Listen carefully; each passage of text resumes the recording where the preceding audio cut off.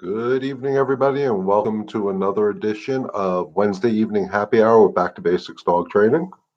I hope everybody's having a great evening so far. And, I really do appreciate anybody who's watching this live or later on the replay. And remember, guys, if you're watching live or on the replay, please put in a comment. Let me know you're here. Let me know you're watching. Definitely put something on there. Let me know where you're watching from. And again, even on the replay, if you have any questions, please put the comments in there. I haven't seen anything on the replay yet getting comments, but guys, put the comments there. And if you get value out of this, please smash the like button and let me know you're happy with what you're getting. So as always, until we start seeing people come on and we start getting some questions, first things first, let's remove that. I don't need this right now. Until I start seeing questions or seeing people popping in and saying hi and give me the heads up that you're here, I'm going to start off with the topic of the week, and hopefully it'll help people either now or on replay. And what I'm going to try to do differently on this video is on the replay later on, once YouTube does its thing, goes through its whatever it has to do to post it out there on my YouTube channel, I'm actually going to put links up here somewhere to some of the topics we talk about. And I'll let you know when I'm going to do that. So this week's topic is going to be something I've been seeing a lot on Facebook. Actually, had somebody down here texted me about an issue they were having, and it's the crate training of puppies. It's the separation anxiety dogs are showing in the crate. Basically, it's all crate related that I've been getting a lot of this week. So we're going to talk about that in depth today until we start seeing some questions pop up. And of course, once I get the questions, we'll divert over to the questions. So here's what I've been getting. Got a new puppy, putting it in the crate. It's pooping and peeing in the crate. It's barking. It's carrying on. I actually had somebody send me a picture, and I'm going to try to find it here on my phone, and I'm going to actually show it to you guys over here. The dog a puppy showing some separation anxiety in the crate.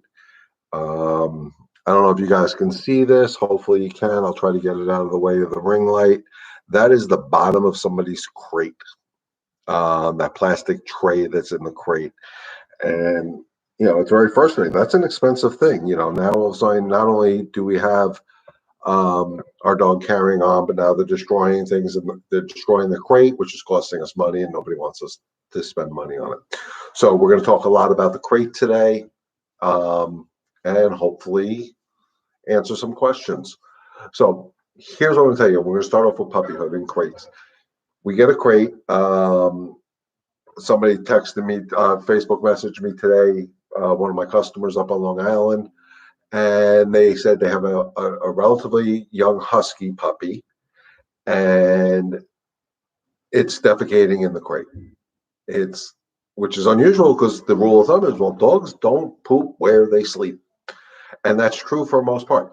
Here's what I'm finding out, guys, is we're giving them, we got a husky. We know a husky is going to be that 60-pound range. So we go out and we get a crate for a 60-pound dog. And then we give this puppy that's 15 pounds, 20 pounds, the whole entire crate. And what they do is they don't poop or pee where they sleep. They go to another part of the crate and they'll poop in that part. So 90% of the crates that I see out there when I go on Amazon, I look at Chewy's or whatever, have a divider in the crate with the crate. Utilize the divider, guys, because if the dog has too much room, they're going to get in trouble. By using the divider and doing it right, and when I say using the divider right, the puppy should have enough room to get up, turn around, and lay back down. So if you visualize them laying in that little cute ball that they lay in, that's as much room as they need. If you give them too much, they're going to get in trouble. Here's the other thing. So I explain that. You make sure you use the divider. Use it properly. Don't give the dog a 10-pound dog 3/4 of the crate for a 60 or 80-pound dog. It's too much crate. So use your judgment, use your better common sense, and put the divider where they have enough room to get up, turn around, and lay back down. the odds are you'll find they don't defecate in the crate, they don't have accidents, and it may stop that picture that I showed you guys of the dog um, chewing up the crate because they won't have enough space. I'm going to keep that picture up on my phone so we can show it a couple of times during this video. So don't mind me as I look down at my phone. I'm going to save it. I think that's what I'm doing. I have no idea what I'm doing. Save picture, save, there it is, save image, and then I'll put it in my, I'll have it right on my photos so I can pull it up for you very quickly. Um, Again, that to me needs to be stopped. It needs to be um, restriction. Put a restriction on how much crate. The other thing I say to people when puppies have accidents in crate, we just let them out. We brought them back in. They did all their business outside. We brought them back in because we had to leave and we put them in the crate. Check your timing, guys. I think a lot of the issues I've been seeing recently with crate training is right before we leave and we're frantic because we got to leave, we got to get going, oh my god, we got to move, we got to move, we got to move, we put the puppies in the crate. Think about the energy the puppies and the dogs are seeing. Oh my god, what's going on, what's going on? Well, I'm locked in the crate. Here's the thing. Dogs are pack animals. They want to be around their pack, be it a dog pack or a human pack. They want to be around us. So if we leave them in that heightened state because we're rushing to get out the door and then we're putting them in the crate and we're running out the door, they're like, what the hell is going on? That's where you get things like this, where the dog chews up the crate and we're like, we have a bad dog. No, we have a dog that just is acting on the energy that we left them in the crate in at that point. So you want to slow the whole thing down. What I tell people to do is dogs should be put into the crate half hour, 15 minutes to a half hour before we leave. And when we leave it, we have to stay calm. We don't want separation anxiety. We don't want to be the cause of the separation anxiety dogs exhibit. 90% of the time, in my experience, it's because we're rushing out the door and not giving the dog a chance to calm down a little bit in the crate. So put the dog in there, 15 minutes to a half hour. Don't make a big deal when you leave. You don't need to go over to the crate and say, oh my God, I'll miss you. I'm so sorry. God, mommy has to leave. Mommy will be back or daddy will be back. We'll miss you. We'll miss you. We love you. We'll be back. We'll be back. And the dog's like, and then we leave and they don't know how to respond. So the best thing is, guys, half hour, 15 minutes beforehand, put them in the crate, let them relax, just walk out the door. Don't make a big deal out of it. You know, it's funny. I say this when I do some of my private sessions to people, and they're like, "Oh my God, I do that." And I said, "How do you react when you leave your humans?" And nobody does that when they leave. Mommy, I'll be back. Mommy loves you. Oh my God, mommy loves you. No, you know, your wifey loves you, or daddy loves you, or your husband loves you. We don't make a big deal out of it. We're like, "Ah, see you later, bye." To our humans, to the puppies, we seem to make a whole big thing out of it. So again, we need to check it because, like I've said, time and time out again here on the live chat forum and in live and living color when I'm in some people's homes, our energy is the best and really the only true communication we have with our animals is our energy. So if we're running around the house frantic, trying to get out of the house, blah blah blah, our dogs are watching it and they're mimicking us. Dogs are truly our mirrors. So watch your energy, check your dog. If they're doing the same thing, that's a hint and a half. Okay, so that being said, I know I directed this towards younger pups, but even older dogs that need to be put into the crate. Guys, a lot of times when you see that destructionness in the crate or that separation anxiety is because we're not mentally challenging our dogs enough throughout the day. And that's where, and this is where I'm going to put up one of those little things going across the top here for people watching it on the replay. Master the walk back to basic style. The structure of the walk is going to be crucial to the dogs not having it because the structure of the walk is designed to show leadership. Besides the bonding, it's about structure and it's about leadership. We're leading the walk. If we're the pack leaders, we're allowed to lead. And dogs understand that. And again, if you're watching now live in living color or later on in the replay, just put a little comment in here. Let me know you're watching. Say, you know, hey, I'm here. Hey, I'm watching from, Timbuktu, wherever you're watching from. Give me a little comment. Let me know you're here. Make me feel like I'm doing something useful tonight.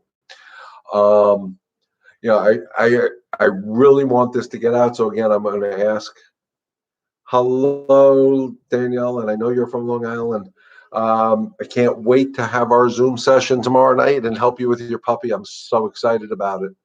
Um, and guys, like I said, anybody on Long Island, continue sharing my information out there on the Facebook pages. Um, I'm getting real good positive feedback. I've done a bunch of Zoom sessions recently, and people are telling me that's what they need. Sometimes it's just that swift kick in the tuchus that they need to get them remotivated on doing what we need to do to help our pups survive. Um,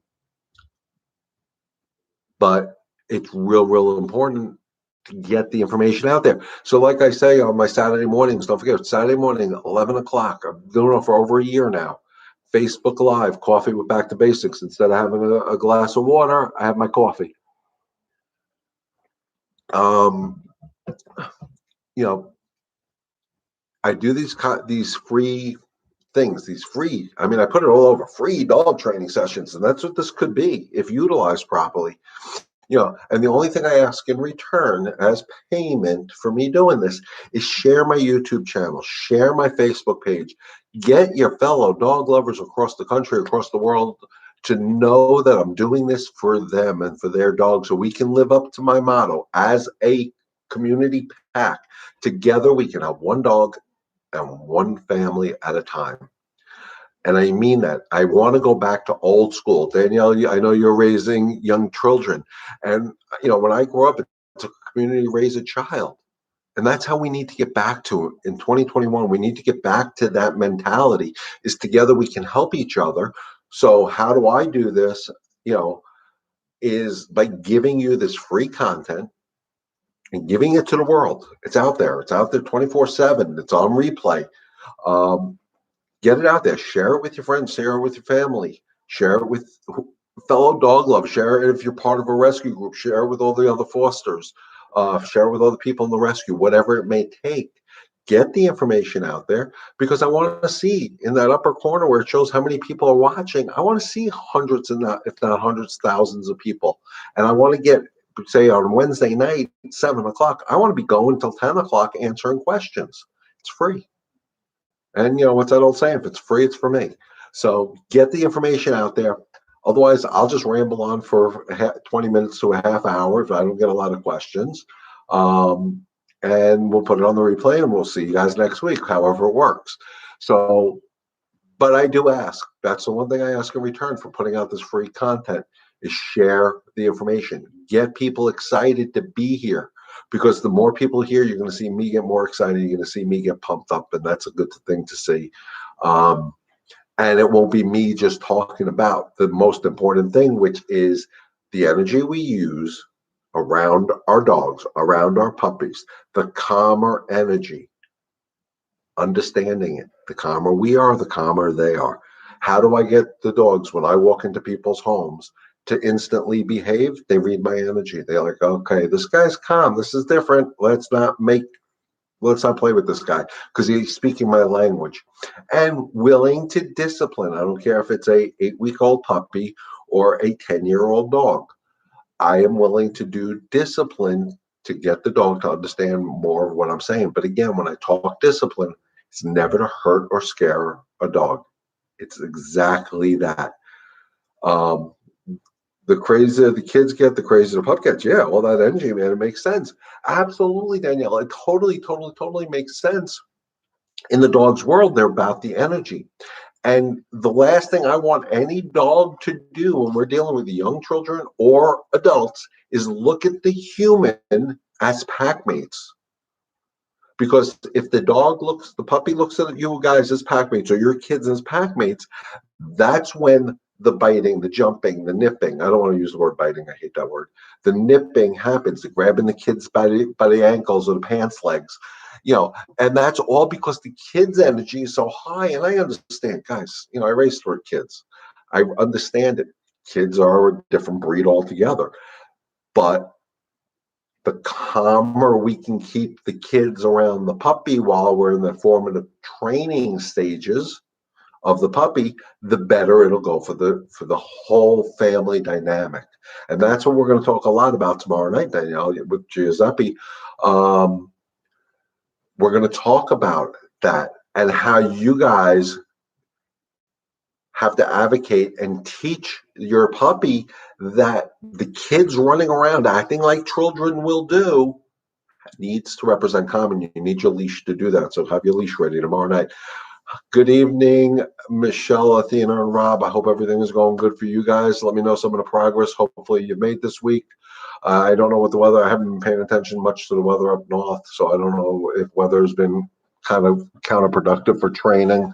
But let me know. Hopefully you've gotten out through that back door, back gate, into the driveway, and back and forth on your driveway to start the process of walking Athena in public and getting her back to the lady that we need her to be. So let me know how it's been going. I had a great conversation, a Zoom session with one of my Long Island customers this week. I don't mention names unless I have permission. So if they're watching and they say I can say it, put a comment in. I had a great Zoom session. They have a dog very similar to Athena, a very big mastiff. I mean, he's a big boy. I'm going to say 120 plus pounds. He's made some mistakes where he's busted out of the house, got another dog, a whole horrible situation. Gentleman got wrapped up on a leash, fell down. Now he's suing. We know all the ramifications that can happen. I did do a private one-on-one session with them about over a year ago. It was pre-pandemic. And the first thing I noticed is this dog that everybody is deeming aggressive is not aggressive. It's excited. It sees another dog, but it's a big dog. It's a 120-pound dog. So when he gets excited, he can inadvertently hurt humans and hurt another dog. But they showed me a video that recently took place in their house with a puppy. And here's what I'm going to tell you. This dog that everybody says is aggressive was laying down playing with the puppy, which is the right way for a larger dog to deal with smaller dogs. They should be laying down because they don't want to overpower the dog. They're not there to hurt the dog. They're not trying to dominate the dog with its body language. It was laying down and playing nicely. Everybody relax. Get a good time. Here's why I had ended up doing a Zoom session with the family is the fear in the back of their mommy and daddy's mind is so intense. They walk the dog daily as much as humanly possible, at least 45 minutes almost every single day. But it's not an enjoyable walk because they're so nervous, they're so tense that the dog is feeding off the energy. And like I said earlier, energy is the key. So what I noticed is, and I asked questions because unfortunately I have a very good memory. When I walked their dog, I saw the excitement. I made corrections. I tried, I saw the leash reactivity. I saw it all. So when I walk this dog, Michelle says that's Athena. She's not aggressive, but cannot deal with the barriers to other dogs. We haven't even tried to walk her yet. You got to get out there and do it. Don't try it, just do it. Even like I said, if it's out your gate to your driveway, you guys are pretty close to the corner, if I remember correctly, to the corner, back into the yard. Do it 100 times. I don't care until she understands that 100-yard walk, 100-foot walk, 500-foot walk, whatever it happens to be, is calm, and your guys' energy is going to change because it's calm. She'll get into the routine, and then we can bring that walk longer and longer. Remember, we're not trying to walk her 25 miles. We're trying to just walk her to the end of your driveway if that's what it takes, just to start building up the routine for you guys and for her. But it has to be calm. I need Rob to come. Absolutely. Rob, 2 leashes. Let's go. Do it. E-collar for corrective and for pressure on the leash. Heel. Look, black button. Heel. Till she understands this is the new way of doing it. It's a new world. We're all living in a new world with 2020 and 2021. Let the dogs live in a new world. New normal. I think that's the terminology. But getting back to with this family, with this mastiff, is they needed that reminder from me. Guys, when I walked her, she was excited. I made corrections at one point, and Michelle, you can relate to this. He redirected towards me, but because I'm aware of it, I knew what he was going to do, and he wasn't able to. And when he redirected, my correction got a lot harder because it's unacceptable to turn and try to put your mouth on me. And then waited him out. He became calm. We continued to walk. He loves his walk. So what we did is we used the walk as a reward. You're not calm, we don't go. And unfortunately, because he has a reputation in the neighborhood, because he is a bigger dog, there was somebody out there with their dog, and as soon as they saw us and I'm trying to work with them, they ran inside with their dog. Oh my God, we got to get away from! And I wish they would have stayed out, but that's very hard for me to convince people to do. So the dog is not a bad dog. He has some unwanted behaviors. That's okay. That's what we're here to teach. So, I challenged the owner that night after our Zoom session. Let me know how I challenged him. Text me later on. Let me know how the walk went. And I forgot to get back to him. Damn it. And basically, what he told me in the text is the walk was such a difference because Daddy, was more relaxed. Not worrying about the what ifs. If we worry about the what ifs, and Michelle, you know what I'm talking about. If we worry about the what ifs, we're going to create the what ifs. We need to stop. You can't project the future. You can't predict the future. Don't even try it. Live in the moment. Deal with it at the time. Get the right results. Stay calm, because if you're out there, the moment you walk out through that gate, in Michelle's case, him out his front door, if you're walking out there with that what if in the back of your head, that walk is stressed and there's tension in that walk, and we can't have that. It's unacceptable. The dogs are going to fail every single time. And I believe in setting dogs up for success, never failure. And there's a huge difference. That's why I said you need to set Athena up for success when it comes to somebody walking the dog on the street. Have somebody so you can control the environment. Same thing I told to the customer on my Zoom session. Do it with a friend or a neighbor. Their family lives next door. Utilize their dog. Go on the furthest end of the street, as far apart as possible. Walk back and forth, back and forth, back and forth, back and forth. So you get closer. Go for a pack walk. Enjoy it. You're going to teach the dogs that leash reactivity is unacceptable. Just do it. I also made the suggestion to him because his fear is, God forbid this dog bites somebody. Muzzle condition the dog. Muzzle condition. I used to take her at night and still ran into other dogs. Yeah, that's what he's doing. He's taking the dog out later in the evening when there's hopefully less distractions. But that's avoidance. It's not teaching. It's not teaching. Avoiding something never teaches. My kids don't like math. They're terrified of the math teacher. Well, don't go to math. No, that's not reality. Unfortunately, the way 2020 and 2021 is, mom or dad are usually the math teachers, so I kind of understand it. But you know what I'm saying. We can't avoid the situations, but you need to do it in control. So you utilize people fellow dog lovers on your block, a family member, whatever, and have them help you. Preferably if their dog is calm. It makes it so much easier when I take Zoe to these leash reactive dogs because she's so calm no matter what goes on around her. So she's not going to feed into that BS energy that dog is having. And eventually her energy overpowers theirs the same way mine does because she's calm, I'm calm.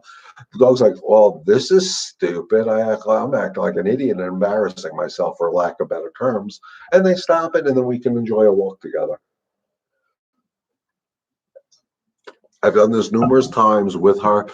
And Michelle, this may benefit you, thinking somewhere probably in May, coming back up to New York for a week with Zoe to work with some of these dogs that are having issues with reactivity. So I'm playing that by ear. I got to figure this all out. Nothing's set in concrete, but the customers I know that can benefit from me being there with Zoe or just me being there, I will contact. I'll put it out on my Facebook page that I'm coming up. We'll book out schedules for me all day long for the time I'm there. 3 or 4 sessions a day. We'll get it done. But I'm looking forward to it. If people think there'll be a value to them, I'll do it. Just nobody can cancel on me if I book this because I can't afford that. I definitely can't afford it. And what we'll probably end up doing, Michelle, if I'm working with you, because I'm not going to have the aid of an assistant with me, maybe, I'm not sure yet, is I may let you handle Zoe and I'll handle Athena, or Rob handle Athena, or, we'll figure it out. But we'll figure out something. We'll definitely all get together. I just got to figure out how I'm going to do this. The thing is if I do this commitment, I'm going to ask for a commitment. Anybody who does book me, can I cancel? If they cancel, they're going to have to pay me in full, because, I'm doing this because you guys hopefully need my help up there. And, I don't want to leave you hanging. So we'll figure out something. So with that being said, guys, we're at that magic 30-minute mark roughly. I'm not getting a lot of questions tonight. So remember, Master the Walk. I'll put the link up on the top of the Facebook, YouTube on the replay later tomorrow. That'll probably hit.